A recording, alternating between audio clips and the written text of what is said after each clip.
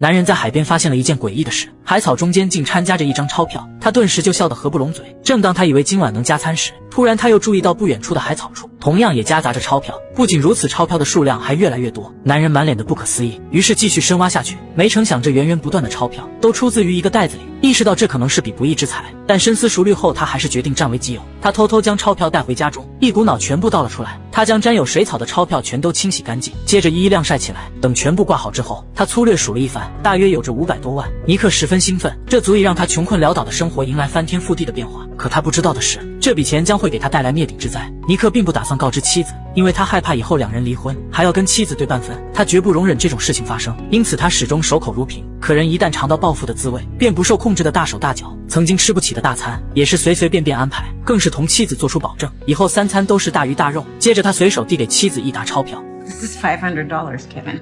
Yeah, I know. Best day I'm lost in years, I told you.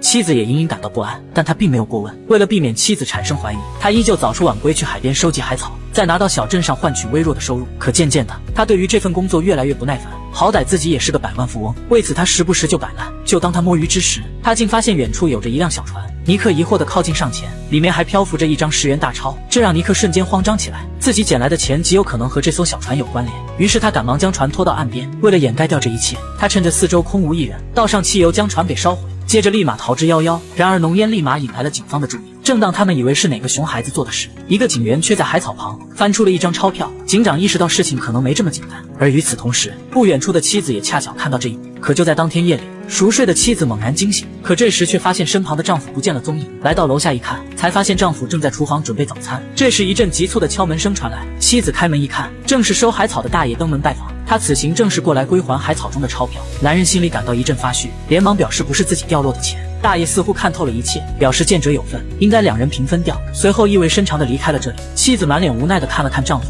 隔天警长找上尼克，并递给他一张钞票，询问他经常在海边收集海草，最近有没有看到反常的事。但财迷心窍的尼克早已被金钱蒙蔽双眼，对于警长的询问，他表示自己一无所知。没得到答案的警长无奈离开。可当尼克再次来到海边工作时，却发现了极其可怕的一幕。他一路小跑来到跟前，岸边竟有着一具男人尸体。又联想到昨天的小船，他意识到这可能就是那一袋钱的主人。为了不让这一切东窗事发，尼克毅然决然将尸体拉到废车场，接着挖出一个大坑，将尸体掩埋了进去。这下终于可以为所欲为地使用那笔钱了。然而他前脚刚走，一条狗子就闻到了尸体的香味，3两下就将尼克埋藏的尸体给刨了出来。狗主人看到被吓了一跳，当即就拨打了报警电话。而与此同时，一个神秘人来到收海草的大爷家中，询问他小船的事情，并掏出手枪威胁他说出钱的下落。但大爷也是一脸的蒙圈，神秘人当即就是一个暴击。面对死亡的威胁，又想到最近尼克花钱大手大脚，大爷也只能老老实实地指向了尼克。同时警察排查了尸体现场，发现周围散落着海草，由此他们推测凶手极有可能是附近的渔民，而收集这种海草的人就只有尼克一个人。另一边的尼克得知事情败露，刚打算丢下妻子卷款跑路，不料此时神秘人却迎面走来。 Come on, so fucking flip. You must be Kevin.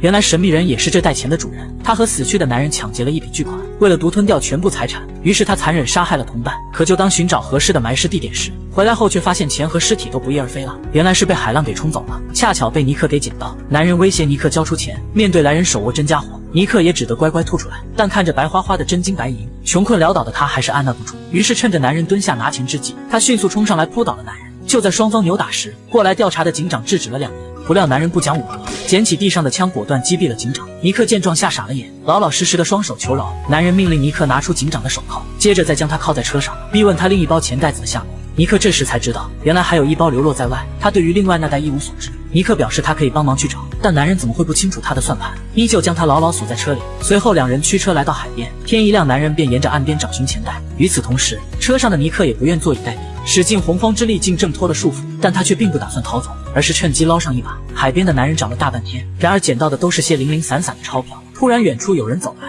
这让身背命案的他慌张不已，连忙躲到一块石头后面，可回头却惊讶地发现那袋巨款就卡在这里。男人拿上钱袋子就准备开溜，来到上面才发现尼克早已逃之夭夭，但此时的他也不管那么多，当务之急是提前跑路。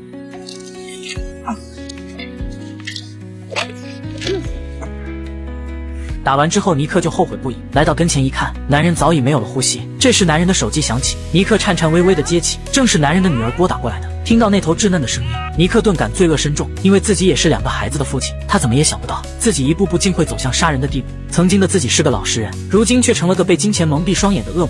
他再也不想被这些无用之物束缚，于是将钱全部丢下了悬崖，接着浑浑噩噩地跑回了家中。看到丈夫安然无恙，妻子悬着的心才放了下来。尼克将事情的来龙去脉全部告诉了妻子，妻子听闻失望至极，没想到一向老实本分的丈夫会为了区区几百万变成这副模样。她难过的跑回屋内，尼克躺在地上不知所措。邻居见状上前安慰，可还没来得及说上一句话，就被人一枪爆了头。尼克被眼前的场景吓傻了眼，只见一个老头拿着枪走上前来，不由分说对着尼克的腿就是一枪。听到枪声的妻子也走了出来，老头用枪指着妻子的头，威胁尼克交出那2袋钞票。原来这个老头也是抢劫团伙中的一员，他早就料到另外2人会为了钱自相残杀，所以他一直躲藏起来，就是为了最后坐收渔翁之利。但没成想却被尼克给截胡。他威胁尼克交出钞票。面对如此凶残的老头，尼克谎称钞票都在地下室中，妻子清楚地下室根本没有钞票，这都是丈夫的计谋。于是他故意吸引老头的注意，身后的尼克则是悄悄拿起钢叉，趁其不备给老头扎了个透心凉。妻子见状再给老头补了刀。结局的最后，尼克因故意杀人罪被逮捕入狱，而妻子则偷偷将钞票全部拿了回来。至此他也被金钱蒙蔽双眼。